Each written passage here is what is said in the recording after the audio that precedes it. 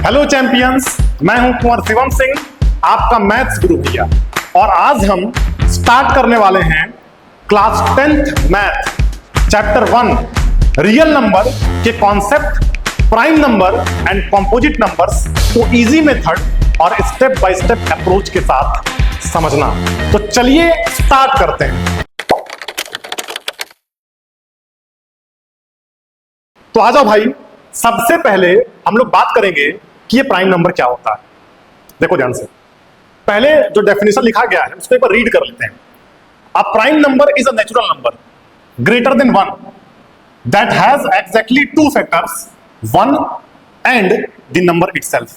It can not be divided exactly by any other number. समझिए, सबसे पहले ये जो फैक्टर वर्ड लिखा गया ना, इस पर फोकस करिए। मैं आपको समझा रहा हूं। अगर मैं 4 को 2 से डिवाइड करता हूं तो 2 टाइम्स 4 आएगा और रिमाइंडर 0 आएगा।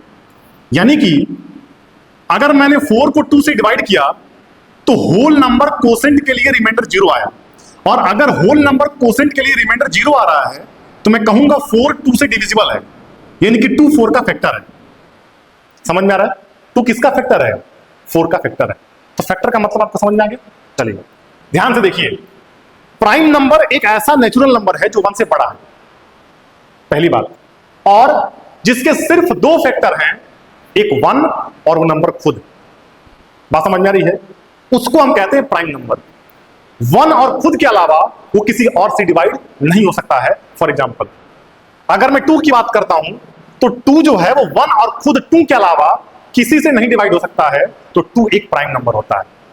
अगर मैं 3 की बात करूं तो 3 1 और खुद 3 के अलावा किसी और से डिवाइड नहीं हो सकता है, तो 3 क्या है?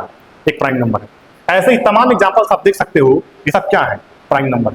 7 प्राइम क्यों है? क्योंकि 7 के 2 ही फैक्टर हैं, एक 1 और एक 7 खुद। 11 प्राइम क्यों है? क्योंकि 11 के 2 ही फैक्टर हैं, एक 1 और एक 11 खुद। बात समझ में आ रही है? क्या आपको प्राइम नंबर क्लियर हुआ? चलिए अब ध्यान से मेरी बात समझिए। एक बहुत बेहतरीन बात लिखी हुई है और यह कहा गया है कि 2 जो होता है वो सबसे छोटा प्राइम होता है। 2 से छोटा कोई प्राइम नहीं होता है। दूसरी बात, 2 एकमात्र इवन प्राइम नंबर होता है। तो ये क्या कहा गया है? 2 is the smallest and the only even prime number. 2 एकमात्र सबसे छोटा इवन प्राइम नंबर होता है। ठीक है भाई, नेक्स्ट हम बात करते हैं कॉम्पोजिट नंबर पे। ये कॉम्पोजिट नंबर क्या है? कॉम्पोजिट नंबर एक ऐसा नेचुरल नंबर है जो 1 से बड़ा है, जो 1 से बड़ा है और जिसके मोर देन 2 फैक्टर है। जिसके क्या है?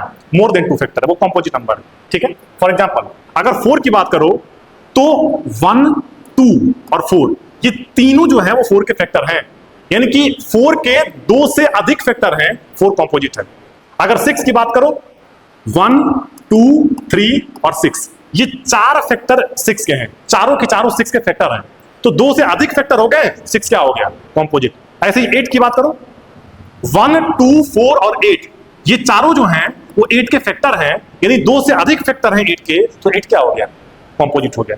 अगली बात जो सबसे बेहतरीन है, इसने क्या कहा है कि 1 जो है वो ना तो प्राइम होता है और ना ही कॉम्पोजिट होता है। अब डेफिनेशन देख लो, कॉम्पोजिट नंबर के बारे में क्या बोल रहा है?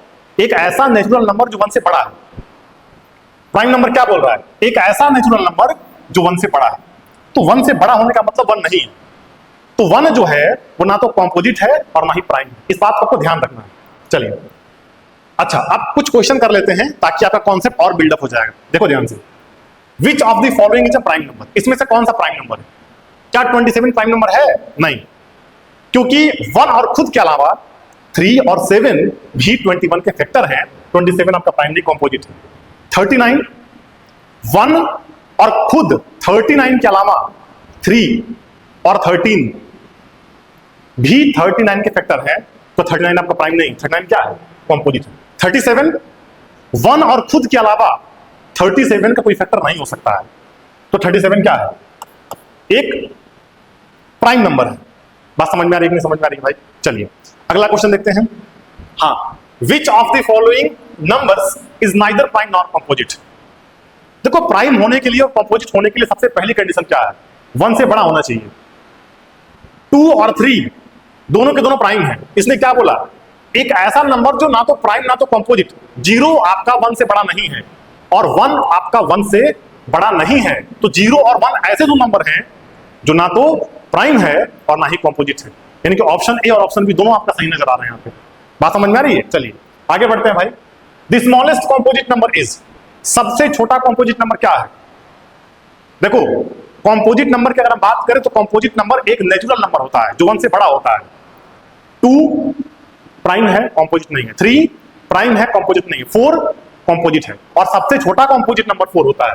ठीक है, तो option D. Next, which of the following has exactly 3 factor, इसमें से ऐसा कौन सा नंबर है जिसके एग्जैक्टली 3 फैक्टर है? अगर मैं फैक्टर ऑफ 4 की बात करूं तो 4 के कौन कौन से फैक्टर हैं?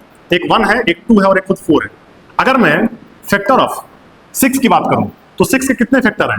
1, 2, 3 और 6। ठीक है, अगर मैं फैक्टर ऑफ 8 की बात करूं तो 8 के कितने फैक्टर हैं? 1 है, 2 है, 4 है और 8 खुद है। अगर मैं फैक्टर ऑफ ऑप्शन डी 10 की बात करूं तो 10 के कितने फैक्टर हैं? 1 है, 2 है, 5 है और खुद 10 है। इसमें से कौन सा ऑप्शन करेक्ट होगा भाई? ए ऑप्शन करेक्ट होगा, क्योंकि 4 के ही एग्जैक्टली 3 फैक्टर है, बाकी सबके 4 फैक्टर है। आगे बढ़े हम लोग, देखिए ध्यान से। Which one of the following statement is correct, इसमें से कौन सा स्टेटमेंट करेक्ट है? पहला स्टेटमेंट क्या बोल रहा है? Every even number is composite, her even number composite होता है। गलत बात है। 2 जो होता है वो इवन लेकिन कंपोजिट नहीं, प्राइम। आगे बढ़िए। 2 is the only even prime number, 2 जो है वो एकमात्र इवन प्राइम नंबर है। बिल्कुल सही बात है आपका स्टेटमेंट बी।